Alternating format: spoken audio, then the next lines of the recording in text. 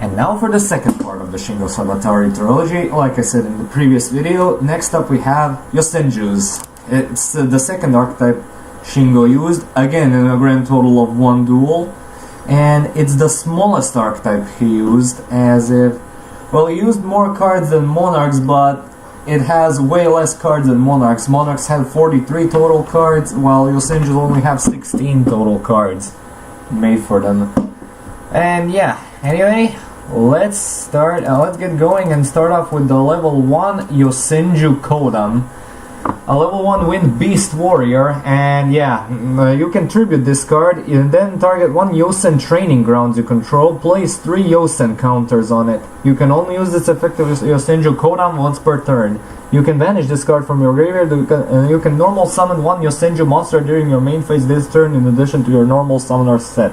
You gain this effect only once per turn. Now, it is decent, but it's not something I'd call a 3-off staple. As we'll see later, Yosenjus are an archetype based around, yeah, since they're wind monsters, they're obviously based around bouncing and self-bouncing. And Kodam's first effect and complements the usage of one of their continuous spell cards, which we'll get into later. And it's pretty good for that what it does, and the addition but more frequently it's used for the additional normal summon effect. And yeah, it's usually not ran at more than 1, but if you feel lucky or special, you can go wrong with running 2 of these. Alright, now going into the main meat of the Yosenju archetype, we have the Kamas. There are 3 of them. First off, starting with Kama 1, and I'm going to read out its effect fully here because all 3 Kamas have 90% of this effect. If this card is normal summoned, you can immediately after this card resolves normal summon 1 Yosenju monster from your hand except Yosenju Kama 1. If you control, and during the end phase this thing returns to the hand. And if it was normal summoned, that is. Now, here's where the unique effects come in. Kama 1, if you control another Yosenju monster, can target a face-up card your opponent controls and return it to the hand. Kama 2 can attack your opponent directly, but all damage he takes is halved. And Kama 3, upon inflicting damage to your opponent, can let you search out any Yosenju card from your deck to your hand. So obviously you'd want to run 3 Kama 3s at all time, and 1 or 2 Kama 1s with varying ratios of Kama 2, whichever you prefer, since this effect is not meaningful to anything, and as we'll see later on with Yosenju. So yeah, 3 Kama 3s, 1 or 2 Kama 1s, and ratio preferences, my god, for Kama 2. So yeah. Alright, next up we have Yosenju Sujik, another level 4 with 1000 attack and 0 defense. What pathetic stats. And during the end phase, if this card was normal summoned this turn, return it to the hand like the previous Kamas. And you can only use each effect of Yosenju Sujik once per turn. During either player's damage step, when a Yosenju monster you control battles an opponent's monster, you can discard this card. That monster you control gains 1000 attack. You can target 1 Yosenju monster on the field, it gains 1000 attack until the end of this turn. Yeah, this effect, the second effect, is applied when the thing is on the field. Well, damn it. Well, the first discard effect is actually applied like an archetypal honest, and you will most likely want to use the first effect more often than the second effect. So yeah, Sujik is usually ran at 1 or 2. Run 3 if you really feel like it, because the battle boost in this archetype is really not that relevant if you ask me. Now moving on to their tribute monster, first up we're having Yosenju Magat, a level 6 with 2000 attack and 100 defense. And if this card is normal summon, you can special summon 1 Yosenju monster from your deck except Yosenju Magat. During the end phase, if this card was not special summon this turn, return it to the hand. Now this one returns to the hand upon being special summoned, while not normal summoned. Now, this is actually one of their better searchers, as if it is really easy to summon this thing. And if you're summoning it via pendulum method, yeah, this archetype does have pendulum monsters. it can continuously search and search more monsters. One of said monsters being Yosenju Misak, another level 6 with higher stats.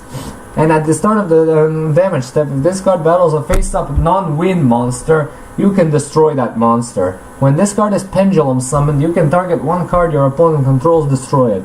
During the end phase, if this card was special summoned this turn, return it to the hand.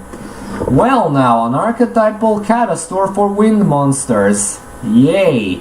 Now, no, seriously, this is a really good effect. Catastor is a super awesome card, and this is a super awesome card as well. And upon being pendulum summoned, again, very easy to do, he can just pop a card on the field. So yeah, Yosenju Misak is never ran at any less than 2. So yeah, and 2 or 3 is an optimal number for this guy. And their final non-pendulum main deck monster is Yosenju Oion. And when an opponent's monster declares an attack, you can send one Yosenju monster from your hand to the graveyard except Yosenju Oion to special summon this card from your hand. You can only use this effect of Yosenju Oion once per turn. At the start of the damage step, if this card battles an opponent's face-up monster, you can make this card's attack and defense become equal to that monster's original attack and attack the monster it's battling until the end of this turn. When this card is destroyed by battle and sent to the graveyard, you can add one Yosenju card from your deck to your hand. Potentially useful protection, but the floating effect is really good. I mean, it's just a level 6 comma 3 with floating effect that searches any Yosenju card. Well, the discard cost can be a bit tricky at times. It's not usually ran at more than 2, so 1 or 2 should be perfectly fine for this guy. Moving on to their pendulum monsters, we have Yosenju Shinju L. It's a scale 3, and its pendulum effect that if a Yosenju monster you control will be destroyed by battle or card effect, you can destroy this card instead. Its monster effect is that if it's normal summon, change it to defense mode, and your opponent cannot target other Yosenju monsters you control with card effects except this one. Now, if you control 2 of these, that means the opponent cannot target Yosenju monsters at all with card effects, which is actually really amazing for this archetype. So yeah, this thing is always ran at 3 basically. Such as its counterpart, Yosenju Shinju R, and it's a scale 5, and it has and its pendulum effect is once per turn if you have a Yosenju card in your other pendulum zone, you can make this card's pendulum scale become 11 until the end of this turn. Also, you cannot special summon monsters for the rest of this turn except Yosenju monsters, even if this card leaves the field. And its monster effect is the exact same as the Shinju L, but instead you cannot target other Yosenju monsters for attacks except this thing. So yeah, if you control 2 of these, your opponent cannot attack, which is amazing. Again, like I said, with L, R is also run at 3 at all times in basically any Yosenju build. And the final Yosenju monster is their boss monster, My Yosenju Daibak. A level 10 pendulum monster, scale 7, with 3000 attack and 300 defense. Its pendulum effect is when a Yosenju monster you control declares an attack, you can have that attacking monster gain 300 attack until the end of the battle phase. Cannot be and this is its monster effect. Cannot be special summoned except pendulum summon. This card, the pendulum summon, cannot be negated. If this card is normal or special summoned, you can target up to 2 cards in the field, return them to the hand.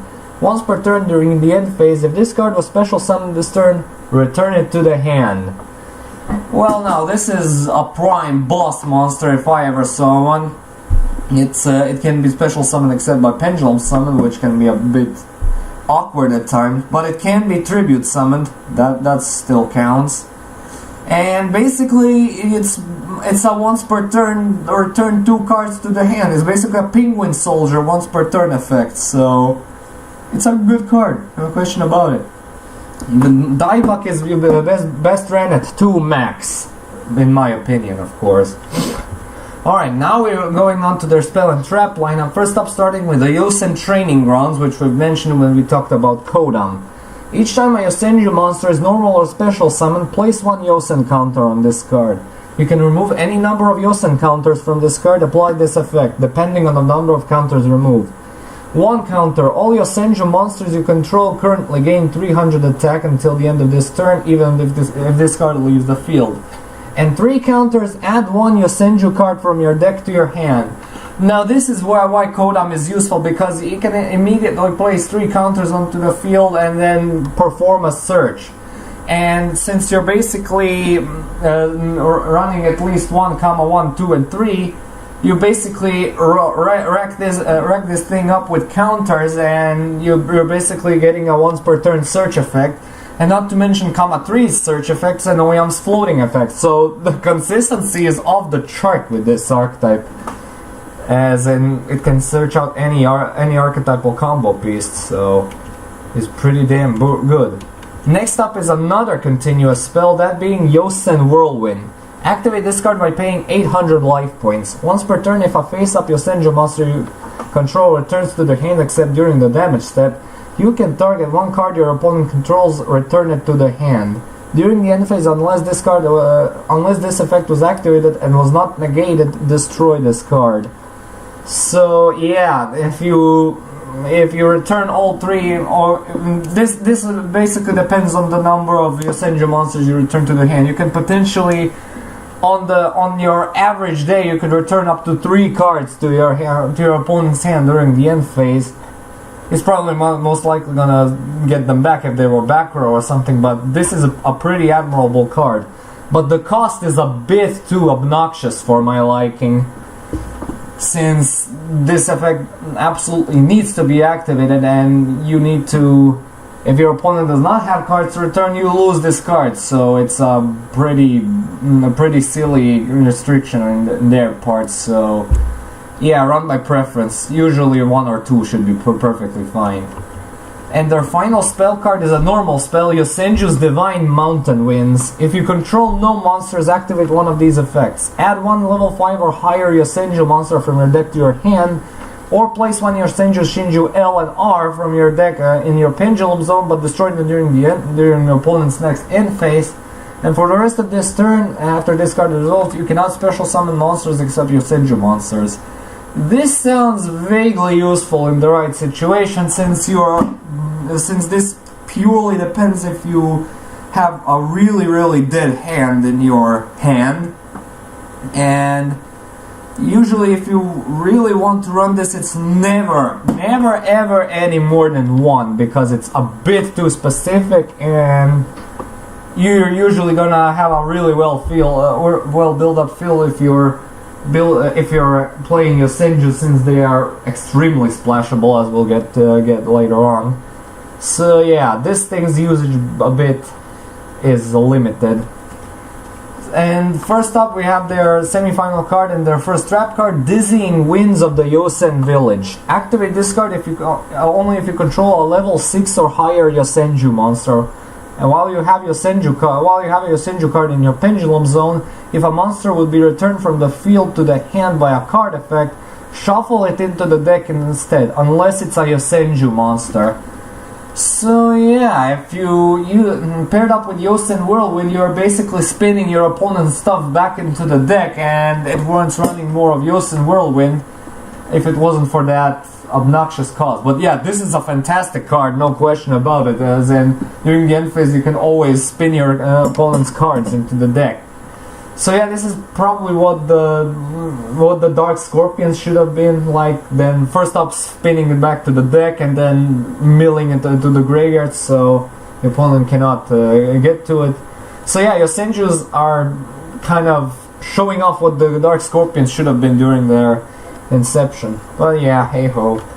And their final card is Yosenju's Secret Move, a counter trap. When a spell, trap card, or monster effect is activated while you control at least 1 Yosenju card, and all face-up monsters you control are Yosenju monsters, negate the activation, and if you do, destroy it. Again, really simple archetypal negation effect, and it's never run any less than 3. It's just that good.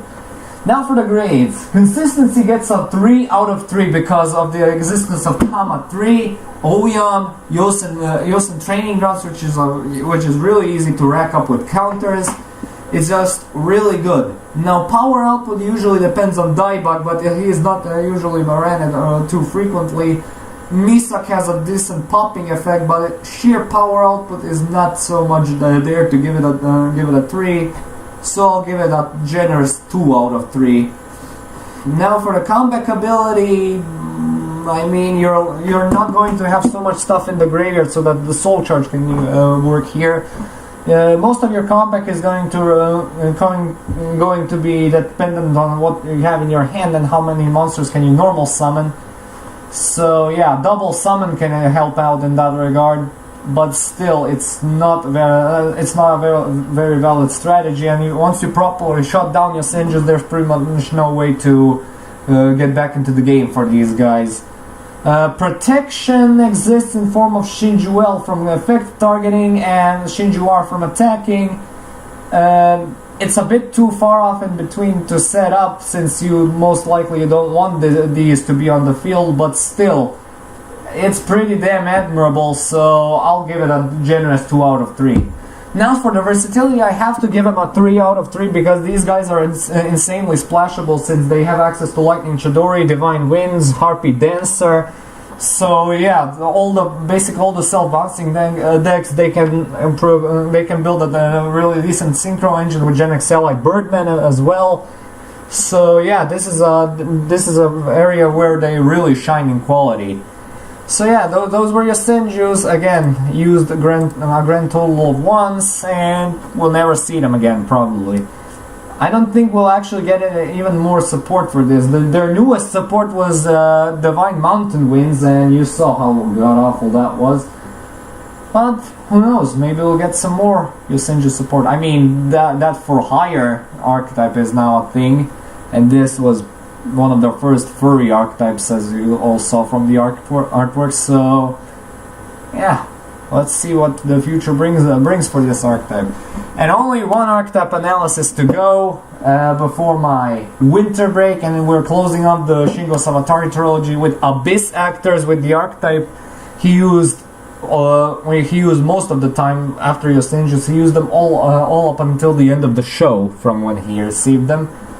They're the second biggest archetype, and yeah, it's a pendulum spam archetype, heavy pendulum spam archetype, so we'll get there when we get there. Thank you all so much for watching. Stay tuned for more videos and updates. Comment, like, and subscribe. And as usual, I'll upload the next vid whenever I can. See you all, have a good day, and peace.